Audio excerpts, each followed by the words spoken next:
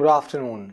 Welcome to the Analyst. Today we'll be taking up 5 newspaper articles from the Hindu and the Indian Express and discussing them. The handout for the same will be available in the description of this video for your kind perusal. Please have a look at that.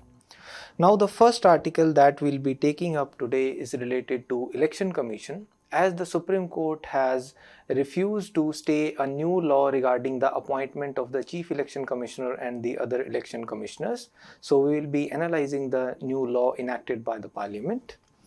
The second article is related to Contempt of Court, as the Supreme Court has asked a lawyer to apologize.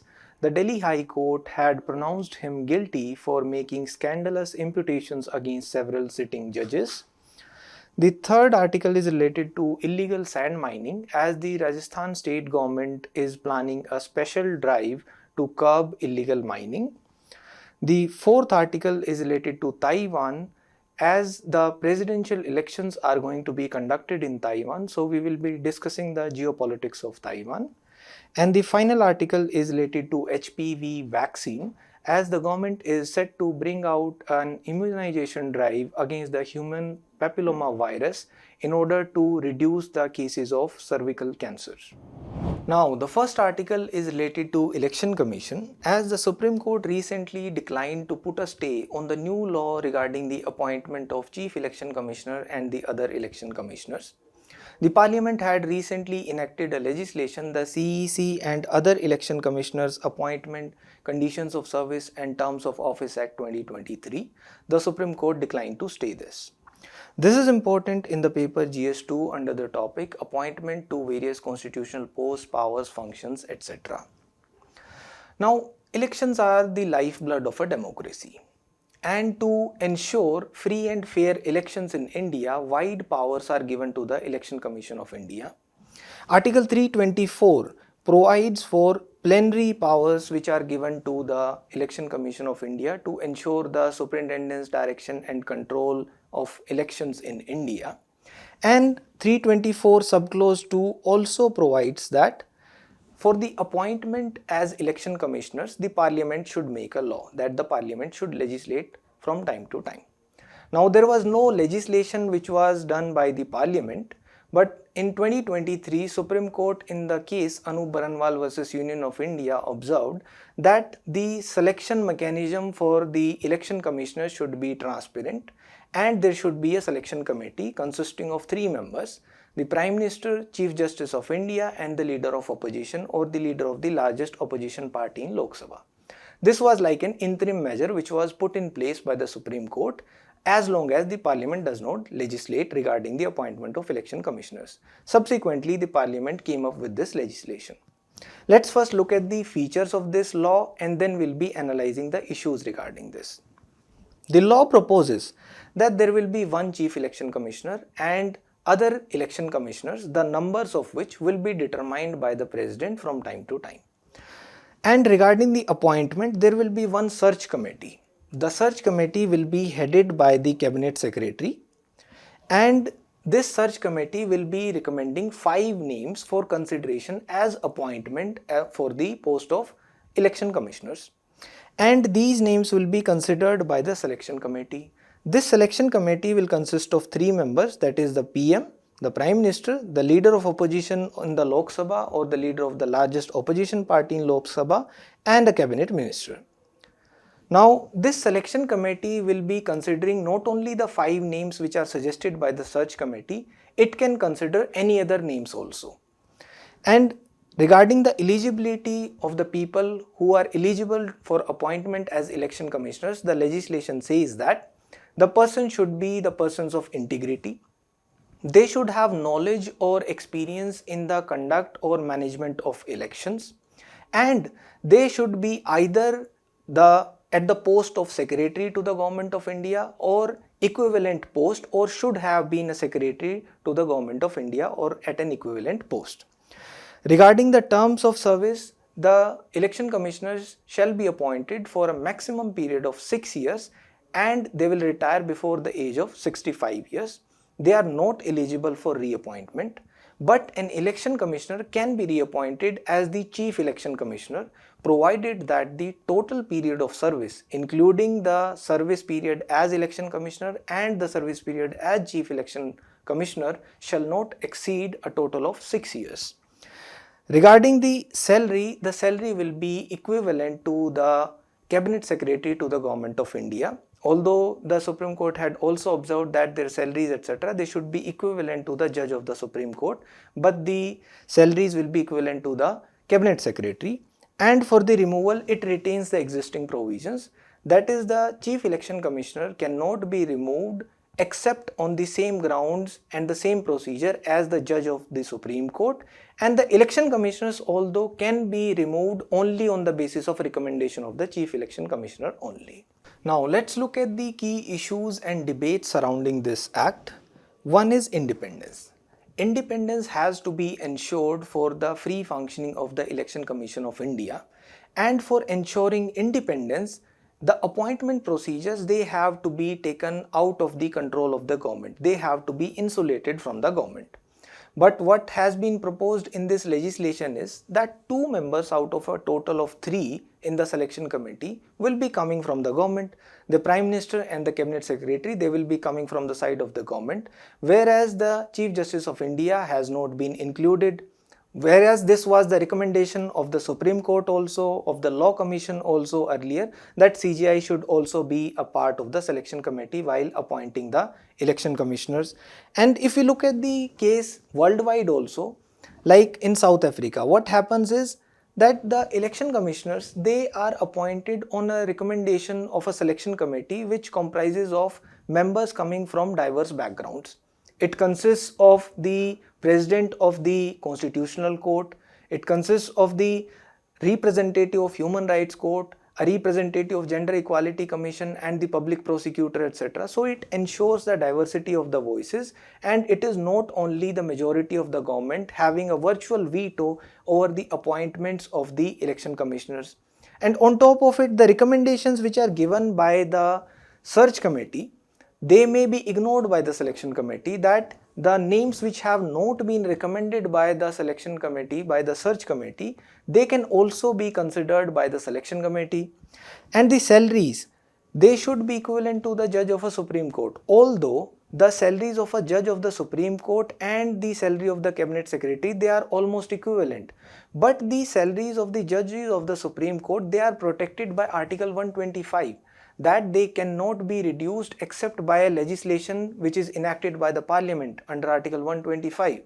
Whereas the salary of the Cabinet Secretary, it is determined on the basis of the recommendation of the Central Pay Commission. Likewise, regarding eligibility, it puts a very narrow eligibility criteria. That is, the person who will be appointed as election commissioner, he must have served at a post equivalent to a secretary under the government. Now it very much narrows the pool which is available, and the individuals who are eligible and who are qualified otherwise, they will be left out. Plus there is a lack of parity in the removal, that the election commissioners, they will be literally at the mercy of the chief election commissioner, that if the CEC recommends for their removal, they can be removed. They are not protected like the CEC, who can be removed only on the grounds and manner like the Supreme Court judge. And the administrative independence also has not been taken care of. For example, the Supreme Court also had said that we need an independent secretariat for administrative independence of the Election Commission of India, which has also not been put in place. Let's go back into the basics and look at Article 324 also. Election Commission as a body was a single member body before 1989. It became a multi-member body post this judgment SS Dhanova versus Union of India in 1989, whereby the Supreme Court observed that such an important function cannot be entrusted to a single individual, ensuring free and fair elections in India, and therefore 2 more election commissioners were added post that judgment. But there the court observed that the CEC will not be the first among equals. For example, the conditions of service for the election commissioners can be varied to their disadvantage, unlike for the chief election commissioner, and the election commissioners, their removal can be recommended by the chief election commissioner.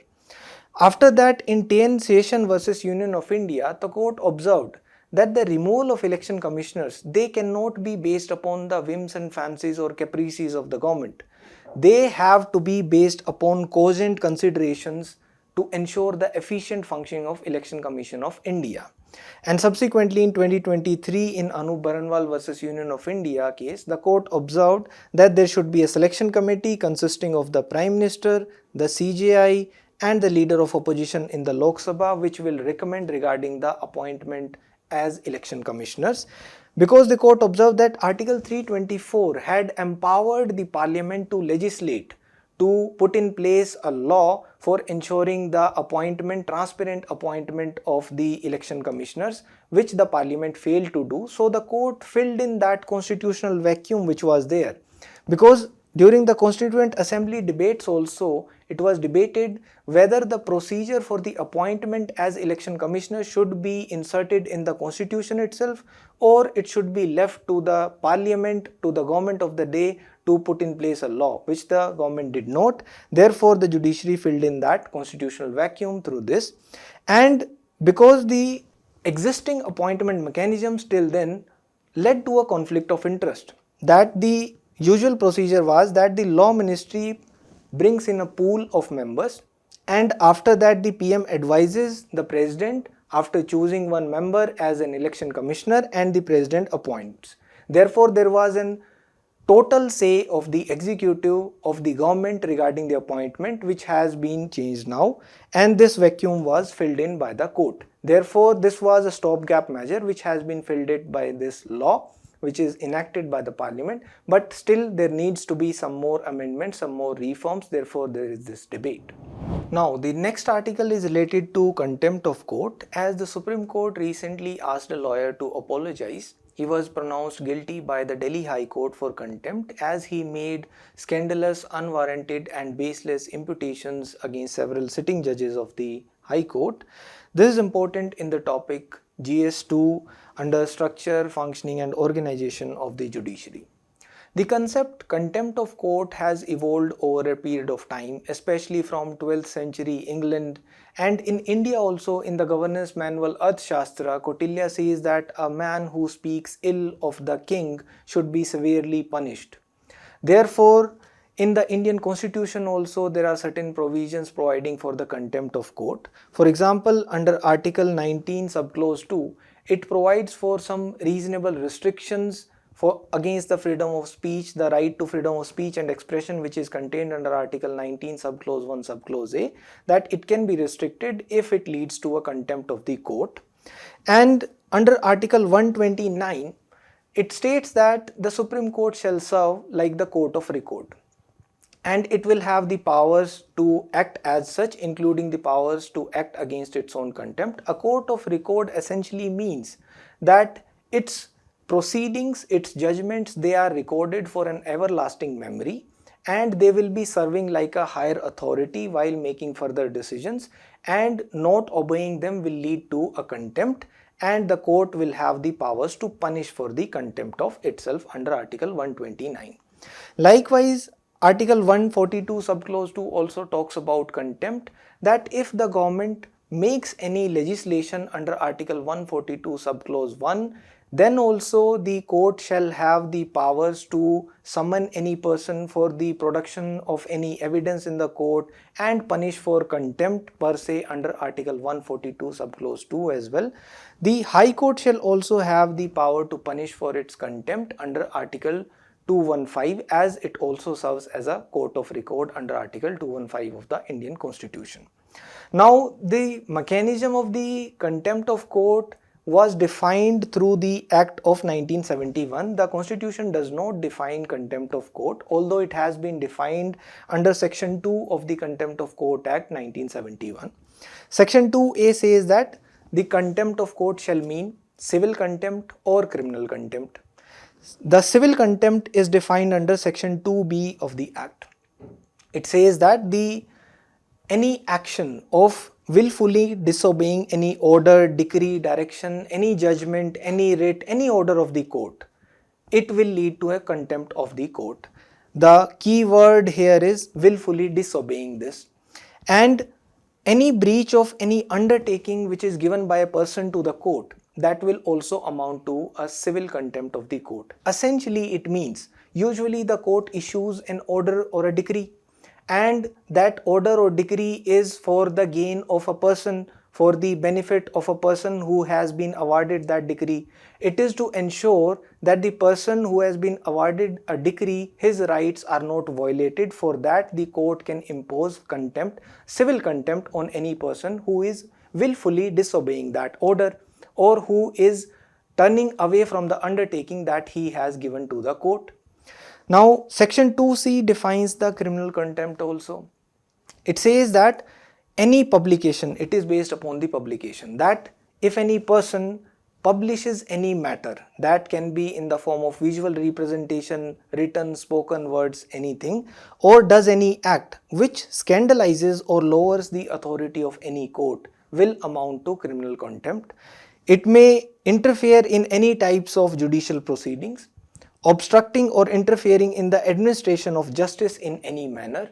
These will amount to criminal contempt of the court. The provisions for the punishment of contempt are also enshrined within this act. Section 12 provides for the punishment for the contempt of court. That is, if there is a contempt, then that person can be punished with a fine of up to 2000 rupees or a jail term of up to 6 months. But if the court is satisfied that he has tendered an unconditional apology and which virtually serves the cause of justice, then he can be exempted from such a punishment also. But section 13 also says that, of this act says that, the contempt of court should be imposed only if it substantially interferes in the administration of justice, that it should not be used very often. Now, the provision of contempt should be used sparingly, and for this various guidelines have been given by the court in several case laws. Let's look at some case laws regarding the contempt of court, that it should be exercised with due diligence. In P.N. Duda versus V.P. Shivshankar and others, the court observed that judges should not use the power of contempt to uphold their own dignity. That you can't just use the power of contempt just to protect your dignity. It should be ultimately for the cause of ensuring justice. That India is a democratic country and we can't restrict anyone from criticizing anyone else. And therefore, unless this criticism is affecting the administration of justice, this criticism will not amount to contempt. In R. Rajagopal versus State of Tamil Nadu, the court talked about the John Sullivan doctrine, that a person cannot be restricted to make any comments or accusations if they are made with bona fide diligence, even if they are not true. That if they are made with diligence, with proper care, then they can't be slapped with contempt. In Re Arundhati Roy case, the court observed that if the criticism is made on the conduct of a judge or its function, and if it is made in good faith and public interest, it may not amount to contempt. If it is made in public interest and in good faith, not in bad faith, not with a malafide intention or motive, then it won't amount to contempt. Justice Karnan's case was a different one, where Justice Karnan was actually slapped with contempt and put in jail for 6 months, as he had accused about 20 sitting judges of the higher judiciary regarding corruption, and he could not come up with any material to substantiate his claims. Therefore, the contempt of court, these provisions, they should be exercised by the judiciary judiciously. Now, the next article is related to illegal sand mining. The context behind it is that Rajasthan government is planning a special drive to curb illegal mining. This is important in the paper GS3 in the topic Conservation, Environmental Pollution and Degradation and Environmental Impact Assessment. Now, India is going to experience rapid urbanization and population growth, and for that there will be more construction which will be required. And for construction there will be requirement of more sand. And usually that requirement is met by illegal sand mining, which leads to various threats. Let's look at the threats which are caused by the illegal sand mining. As per a UNEP report, India is a critical hotspot for the coastal sand mining, which causes various threats.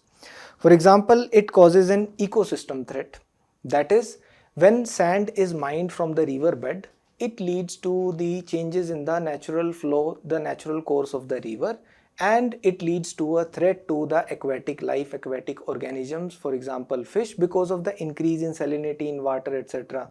Like if you observe in Tamil Nadu in Tuticorin district, the coastal sand mining has led to the penetration of seawater into a village. The groundwater has turned brackish. The fish catch in Tuticorin has come down in Tamil Nadu. Likewise, it leads to coastal erosion also. This coastal erosion problem has prompted the Karnataka government to construct barriers along the coast to prevent the intrusion of seawater into land further, to prevent further coastal erosion, and for that crores are spent. Likewise, in Kerala, the number of backwaters, etc., they have increased in Alappuzha, and it leads to a threat to various species also. For example, in the Gangetic region, the Gangetic dolphin, ghadials, etc., their population has been declining. Partly it is due to illegal sand mining also. For example, on the Son River. And likewise, like in Odisha, the olives ridley sea turtles, they come there for nesting. They usually dig a nest in the sand, lay their eggs, and then cover their eggs with sand again to protect them from predators. But when there is sand mining which is happening near the coastal areas, it is making sure that the nesting sites are decreasing, and ultimately it is having an adverse impact on the species. Likewise, in the coastal areas, it will increase to more turbidity in the water. And when there is more turbidity due to sand mining in the coastal area, this will lead to less supply of oxygen to the fish, less penetration of sunlight, which will ultimately damage the coral reefs, etc. And ultimately, this is a threat to the species, various species. It causes various floods also, because it affects the natural flow of the river and the sediment levels. As observed by a WWF report, the sediment levels have come down by almost 90% in some major river basins in India, including Ganga, Brahmaputra basin, etc. And it also has an economic cost, because the aesthetic beauty that comes down of that region wherever sand mining happens, and ultimately it leads to cost in the form of less tourism, etc. Now, what are the causes of illegal sand mining? It is usually happening due to a weak regulatory framework, that the penalties which are imposed upon the illegal sand miners, they are not sufficient. The demand for construction material that keeps on increasing due to urbanization and population growth, and when that demand is not met through legal means, usually it is met through illegal means. And there is a sand mafia also, which resorts to illegal mining on the riverbeds, particularly in the Gangetic basin, on the riverbeds in Ganga, for example in Uttar Pradesh. There is a lack of suitable alternatives. For example, manufactured sand, M sand. Its adoption is still limited. And the implementation of environmental impact assessment regulations, EIA regulations, it still remains poor. Now, what are the mechanisms to prevent illegal sand mining in India? One, we have a Mines and Minerals Development and Regulation Act. There was a recent amendment in 2023 also. As per this act, sand is a minor mineral, and because it is a minor mineral, it comes under the regulation of the state governments, that the state governments are responsible for the legal mining of this mineral. And there is environmental impact assessment guidelines which are issued, and the rules which are made by the government from time to time. There are Sustainable Sand Management Guidelines 2016, and recently in 2020 government came up with Enforcement and Monitoring Guidelines for Sand Mining. This we will be discussing in detail, how they will be effective. They can be very good if they are implemented not only in letter but in spirit also. For example, the Enforcement and Monitoring Guidelines, they ensure river audits. That is, every state will first establish dedicated task forces at the district level. For ensuring the river audits, they will be preparing district survey reports. These DSR reports, they will be uploaded by the state governments on an online portal regularly, and they will be prepared by the task forces. There should be an effective monitoring. That is, the monitoring should be to ensure there is transparency right from the source to the end use, from the source dispatch to the end use. For this, the transport vehicles which are transporting sand, they should be registered with the state governments. They should be installed with a GPS.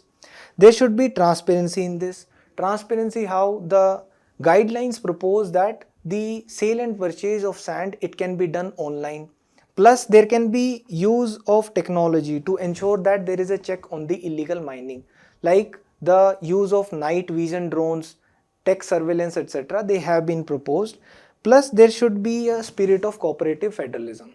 For example, if there is a river which is forming a boundary between two states, then a combined task force may be set up by the two states for the river audits to ensure that the smugglers, the illegal sand miners, they do not exploit this loophole of jurisdiction which usually comes up. And there should be a survey. This survey should ensure that the demand, supply, etc. for the next 5 years, they are taken into account. And the environmental impact. There is a need for an environmental impact study which should be done on the river beds. And during the monsoon season, river sandbed mining is not allowed, should not be allowed according to these guidelines. Now, the next article is related to Taiwan. The context behind it is that presidential elections are scheduled to be conducted in Taiwan. So, we'll be discussing about the geopolitics and its impact on India. This is important in GS2 under the topic Effect of Policies and Politics of Various Countries and its impact on India. Now, Taiwan is strategically located. It is located north of Philippines and north of South China Sea. It is separated from China through the Taiwan Strait. Let's look into the historical background first. China has territorial claims over Taiwan. It claims it to be a part of its territory. For that, it uses some Chinese records of AD 239. In AD 239, as per these records, the Chinese emperor sent some people on an expedition to Taiwan and they made claims over the territory of Taiwan.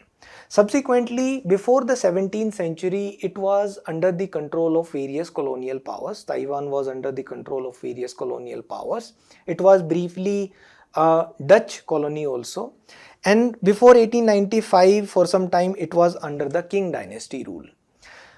And 1895, it was ceded to Japan, because Japan won the first Sino-Japanese war, and after that it was under the control of Japan. In 1945, after the World War II, the Taiwan was returned to China, and then in 1949, the Chinese Civil War ended. The Civil War was between the nationalists and the communists in China, and subsequently the communists won in the Civil War of China, and the nationalists led by Chiang Kai-shek, the party Kuomintang, they fled to Taiwan.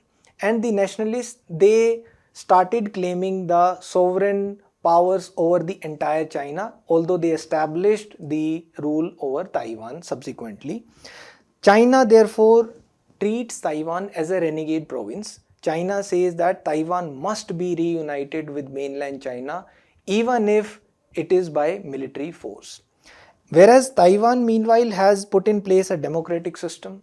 It has its own constitution, elects its own president, has put in place an armed forces also of almost 3 lakhs, and it seeks international recognition as a sovereign state. Now, what are the Chinese concerns regarding this? Taiwan's President Tsai Ing-wen has even hinted at declaration of formal independence of Taiwan, and this is seen like a red line in China, that if Taiwan declares formal independence from China, then they will concur it, even if it has to be done militarily, even if it has to be done by force. There are growing ties between Taiwan and United States. USA employs a policy of strategic ambiguity with respect to Taiwan.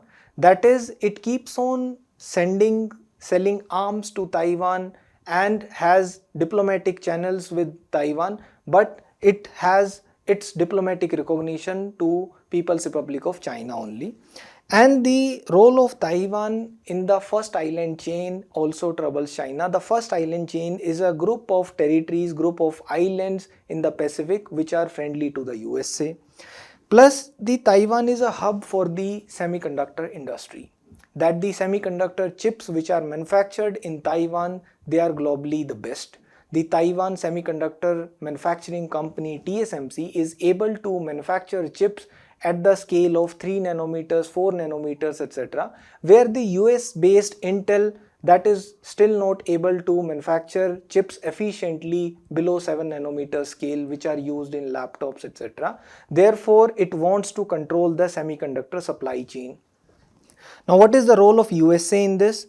USA initially supported the nationalist government of Taiwan in 1949, but subsequently it switched the diplomatic recognition in 1979 to People's Republic of China, that is mainland China. But at the same time, it enacted the Taiwan Relations Act.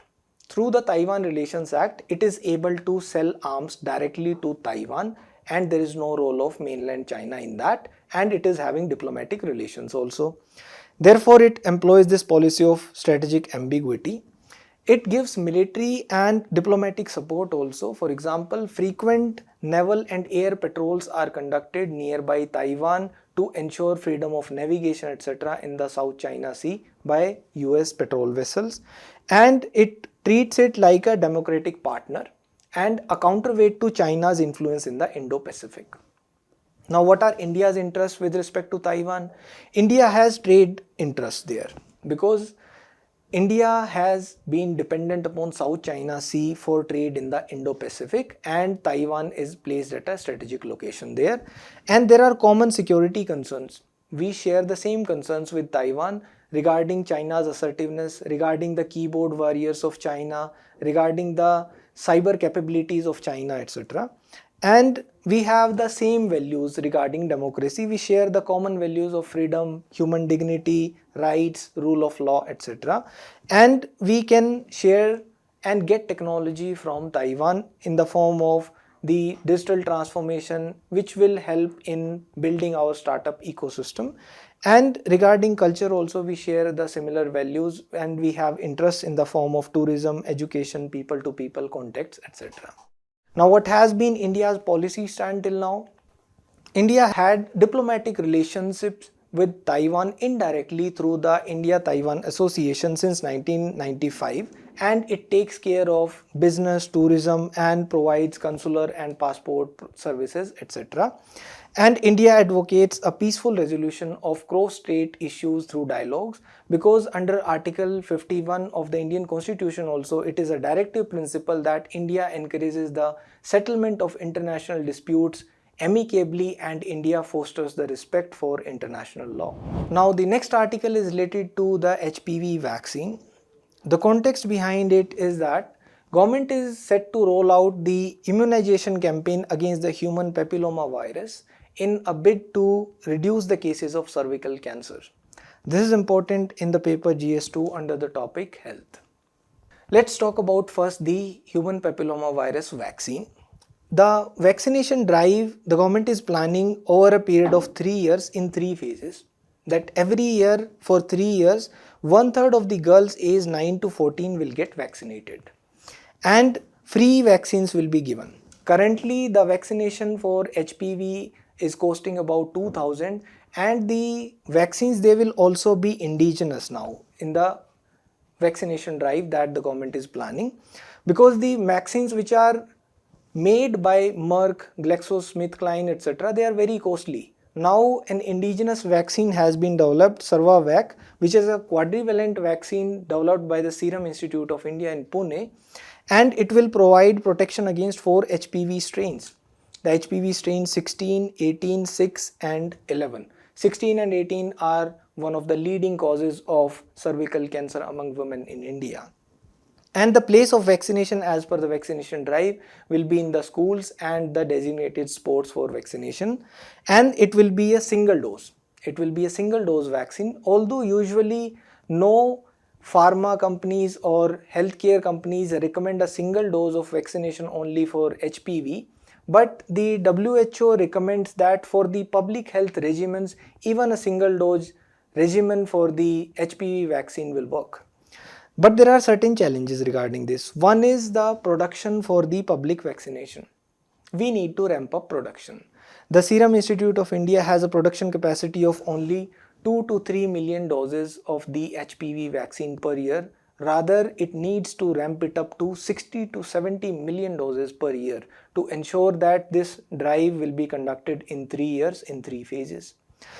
Given that there is a massive demography of adolescent girls, the adolescent girls aging from 9 to 14 years, that is a huge number. For that, there will be resources which will be required, human resources, manpower will have to be allocated, and the awareness will also have to be increased. For example, the awareness which is there for the COVID and other vaccines, etc., there is very limited awareness with respect to the HPV vaccines.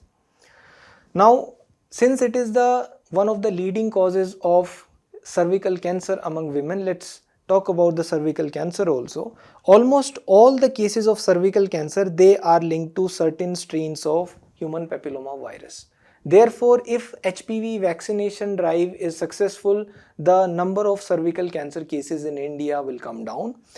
Usually, the body's immune system itself gets rid of the human papilloma virus. But in a small percentage of women, this virus lingers. And when it lingers, it usually converts some normal cells also into abnormal cells. And the increase in the quantity of such abnormal cells in the body ultimately forms cancer in the form of cervical cancer. And it is a preventable disease if it is detected early and managed efficiently. Now let's look at the prevalence of cervical cancer also. This is the second most common cancer type and the second leading cause of cancer death in women of reproductive age. That is the women aged from 15 to 44 years worldwide. This is the second leading cause of cancer death in women. And as per WHO, India is accounting for 20%, 1/5 of the global burden of cervical cancer. Therefore, we need to take care of it. And in India, there are more than a lakh cases, 1.25 lakh cases and 75,000 deaths per year. That is, one woman dies from cervical cancer every 8 minutes in India. And 83% of invasive cervical cancers are caused by the strains 16 and 18 of human papilloma virus in India. Therefore, for its prevention, two strategies are important: screening and vaccination. But the screening is done for less than 10% women in India as of now. For this, the vaccination drive will help, and the awareness will also have to be increased because it is very low. Thank you.